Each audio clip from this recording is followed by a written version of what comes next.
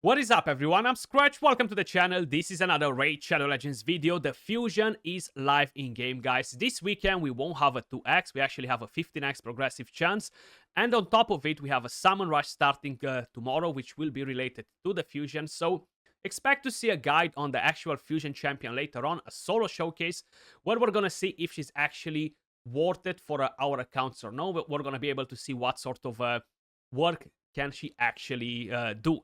I've mentioned before, guys, with the Monster and Hunter collaboration event, that's gonna be on for another month. We're gonna have plenty of chances to get those champions, so don't get that FOMO effect on, because the Archer Queen, she is up for the grabs on another event. Now, maybe this will change your mind with the fusion, because maybe you weren't ready to go for the fusion, but now maybe you're gonna be like, well, I'm already gonna collect some fragments from it, so I might go for it. Let me just quickly walk you through all the champions that will be in this weekend summoning event for the fusion, right? So this Friday, February 9th, they're planning to launch a progressive chance event, giving you at least a 15x chance to summon the champions of your choice from the selected pool from Ancient, Primal, Sacred, and Void shards. So now is definitely the best moment to open the Sacreds, the Primals, if you've been saving them, because they give you the biggest amount of points in a Summon Rush event. That's what I'll be doing. I have 6 Sacreds, I have a couple of Primals. I really want to dodge opening Voids because I want to save them for the king, you know, for the Valentines. And probably I'm going to pray for the clan boss to be generous and drop me a few more Sacreds, you know, because I don't buy Sacreds.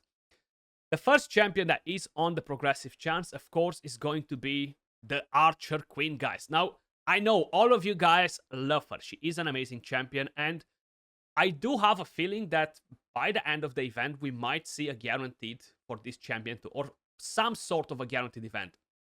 A Deck of Fate, a Path of Light event, or maybe something, because on their initial calendar, they had her as summons plus in-game activities. Now, we haven't really had any in-game activities for her except summons, so I know they completely changed that calendar and it might not happen, but I have a hunch, and I do think that we will get a guaranteed on her, because for the moment, they're just milking everybody, you know? So, up to you if you're going to open shots for her or no. She is super, super powerful for Hydra. Like, she has a very unique kit. She has this passive that heals allies. You're getting turn meter. She provokes, she puts hacks. It can be for 2 turns on bosses, you know? So, she is definitely a powerhouse. She's gonna be amazing for the Cursed City too, with all this crowd control, the turn meter that you're getting. And personally, I would like to get her too. I'm not going for the Void Legendary for Fatalis. I managed to get 3 fragments because I opened 3 cards, you know, and it's fine. I'm definitely gonna trade them in, hopefully for the new fragment event that we have going on with the old fragments, the new system that they've put in place. So she is probably going to be the most desired champion for every single person out there.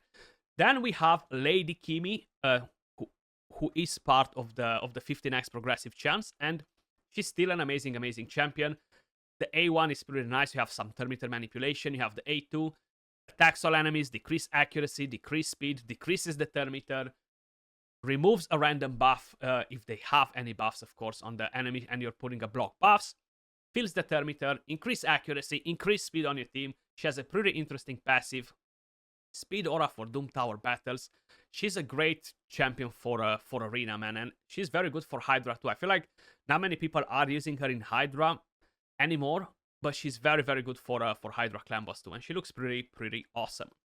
Then we have a champion that was a fusion not a very long time ago, and I think he is an Ogen tribes if I remember it correctly, and that is Yuir. With the A1, attacks an enemy, he has a chance to steal a random buff from the enemy, he has a chance to put block buffs, debuff on the enemy, then you have attacks all enemies, has a chance to remove all buffs from all enemies, and a chance to put weaken. This is good for Hydra. Then you have the A3, increase accuracy buff on all allies, increase defense on allies whose defense is higher than or equal to their attack, and you get an increased attack as well if their attack is higher than their defense. So this is, again, a pretty good skill for champions that bomb, or champions that need some accuracy and they do damage based on defense. So he can be used 100% in Hydra clan boss, can be used with bomb champions in Arena. The passive, whenever an enemy is revived, instantly activate Earth's Puncture if an enemy is revived by a champion from the Lizardman faction. The effect of Earth Puncture cannot be resisted. So he's an amazing counter for a Broadma, for example, you know. I'm just messing around. He was sold like the anti-revive champion, which honestly is now really an anti-revive, but nevertheless, he's a decent champion. And how I mentioned, he was a past fusion. Now, the fusion was quite recent, so maybe not a lot of you guys will be tempted to go for this particular champion. Then we have Samson the Smasher. That is a champion that I don't currently own, and because I'll be going for the Archer Queen, I won't be getting tempted by him personally. He's a HP-based nuker. He has a chance to stun with the A1, attacks all enemies, removes all increased defense buffs from enemies before attacking, places an extra hit if the attack kills an enemy, which is more or less pretty unlikely for it to happen. You can get polymorphed as well before you get to deal the damage. And the A3 buffs himself and then gains an extra turn. It would be nice if he would have increased crit rate too in here, just to offer a bit more than just increase accuracy and increase crit damage, you know. But it's not too bad. Plus, yes, he is placing the increased accuracy on all allies, you know. Then you have the passive. Decreases the damage this champion receives from critical hits by 20% and counterattacks the attacker when hit with a critical hit, which is nice, especially if he actually lands the stun. Defense aura for all battles. This is kind of like the weirdest thing about him. He's an HP-based nuker, but he has a defense aura. I guess survivability is good all the time, but it would be a bit better if he would get to increase his own damage, you know. Then we have Archbishop Pintroy. I actually started using him yesterday for the very first time. I haven't really used him before on my account.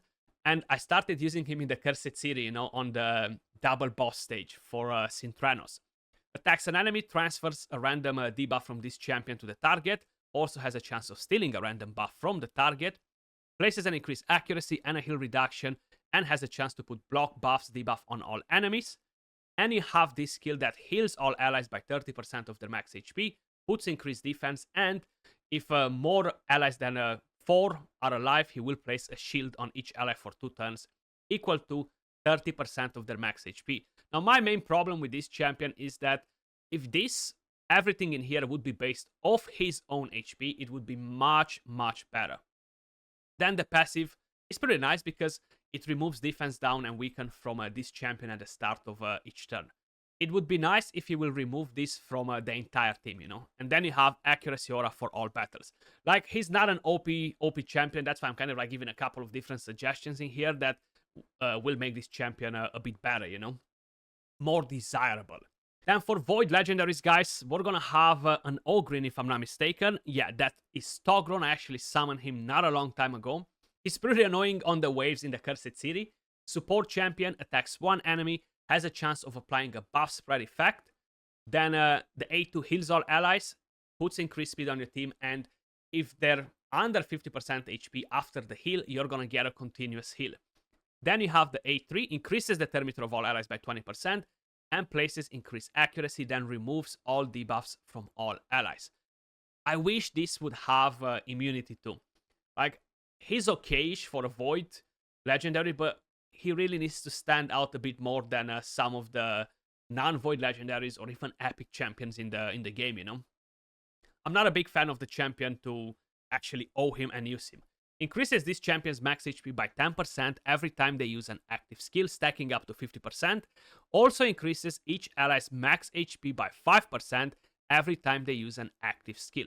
So this is great for HP-based nukers because you can increase their total HP, increase their damage overall, you know, but he does need to use active skills a lot in order to get it rolling. And for PvE content, you can say that is an interesting passive. Speed aura for all battles, 20%. And then, of course, we have Supreme Kale. Supreme Kale. A lot of people love this champion when they announce the Supreme starters, but honestly, I don't see him being used anywhere whatsoever. Like in the end game, I mean, you know, like if you're looking at the Doom Tower or anywhere, he's not being part of any of the teams, unfortunately. Attacks all enemies, has a chance to put a weaken, The good part about him is that he doesn't require accuracy, so he's a powerhouse for progression, you know. Attacks all enemies, again, has a chance to put poisons, cannot be resisted, also increases the duration of all enemy debuffs by 1 turn. So he increases the duration of poisons. Again, you don't need accuracy. And right here, you're putting increased accuracy on all allies. And he has the chance to put decreased resistance on the enemies. And this cannot be resisted. Now, I really thought that we're going to get some crazy boss that will require an insane amount of accuracy. And that's where he will be super powerful. But we haven't got that just yet. Maybe in the future, who knows. And the passive decreases each target's accuracy, crit rate, and crit damage by 3% for each poison on them, you know. Then we have some epic champions, guys. The epics, they are decent. And we're going to start with Claude Beastfeeder. He's a nice champion, especially for faction wars. He can be used in multiple areas, for arena, even in clan boss in some particular speed tunes. Attacks an enemy, has a chance to put decreased crit rate, a shield on all of your team, increase speed, and increase accuracy. As simple as that, guys, but this gets the job done. And he's healing the ally with the lowest HP whenever he gets a turn. And he has very good base stats for an epic champion. Then we have Pestilus. Pestilus is a Night Revenant, if I remember it correctly. And they were released at pretty much the same time, actually. Pestilus does increase accuracy and increase crit damage for 2 turns. And attacks an enemy, has a chance to put HP burn. You're getting some healing. And he puts a leech with A1. Claude is definitely the better version, but Pestilus looks amazing design-wise. He's super, super awesome as a design. Then we have Atlan the Golden. I feel like he might be one of the best epics in here. We have 2 void epics, guys. He deals good damage. Attacks an enemy. He can put a shield on the champion. Attacks all enemies 2 times. The first hit has a chance to block active skills. The second has a chance to put through fear if the enemies are not under block active skills. Then you have increased crit damage, increased accuracy on the champion, and gains an extra turn. The passive ignores 10% of the defense when attacking support, defense, and HP champions, which is pretty nice. It's definitely a nice passive. And accuracy aura for all battles. I feel like he's going to be great for faction wars, great for the Cursed City, great for some particular stages where you can where you need to use epics, and especially for secret rooms too, you know. And we have the last epic champion, guys, which is Ayla Life Braid. I really thought that she would be a bit more powerful. I feel like it's just not enough. The passive is too conditional on her. Attacks an enemy, restores destroyed max HP on the champion or the ally with the most destroyed HP by 25%. Attacks an enemy before attacking, puts increased accuracy on all allies, and a shield and a sleep debuff for 1 turn, on the enemy. And then you have the A3, places block debuffs buff on all allies for 2 turns, then heals them. So you're getting a immunity on a 4-turn cooldown. What really made this champion stand out when they released her was this passive. Has a 12% chance of activating an instant turn effect on this champion or an ally after using an active skill. If there are multiple champions, of course, only one will activate. Now, the problem is that this is a cooldown, and you constantly need her to take turns in order for it to proc. So if it's just a counter attack or something like that, it will not actually make it happen. But that is the summoning event for the fusion, guys. Now, I know a lot of people will be tempted by the archer, including myself, and this might change your opinion on, okay, I don't want to go for the fusion. Now I will go for the fusion because, hey, I'm going to open shards for the other event. If you have any saved up, of course. I'm expecting the points to be at somewhere in between 3,000 to 4,000 points for all the fragments in the Summon Rush. We're still waiting for the fusion calendar, and probably by the time you see this video, because it does have an embargo, the fusion calendar video will be out. Appreciate every single one of you guys watching. Much love, and I'll catch you all in the next video. Peace.